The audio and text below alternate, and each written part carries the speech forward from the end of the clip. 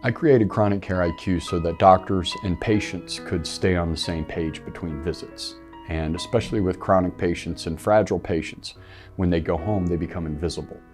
And that's tough on the doctor because he doesn't know how to care for somebody he has no awareness of.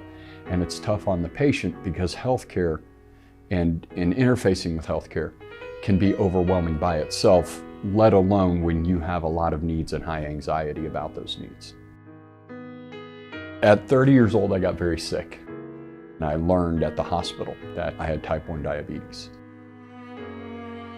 The doctors told me that I was days, maybe hours away from being in a coma, and I kind of went numb after that.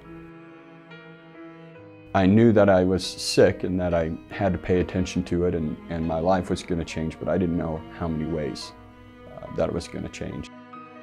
I felt very alone because I knew if I told the people that I loved how worried I was, they would be terrified. Probably the biggest feeling is that you're desperately lonely when you get news like that. And that's a comment I hear from seniors. I can really relate to the patients that we're trying to help because I am that patient.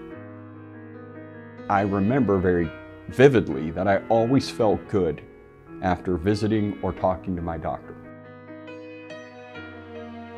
Building this company was to ensure that people aren't isolated. I never considered myself an entrepreneur in the classical sense that I wanted to build a business. What I wanted to do was to solve a problem. I feel most rewarded when I read the patients' stories about how they feel more connected to their doctors and how they're generating a higher quality of life for themselves. At the end of the day, I hope patients don't feel isolated and overwhelmed, and that we make it easier for doctors to have the right information to care for them. And I do think ChronicCareIQ is making a difference.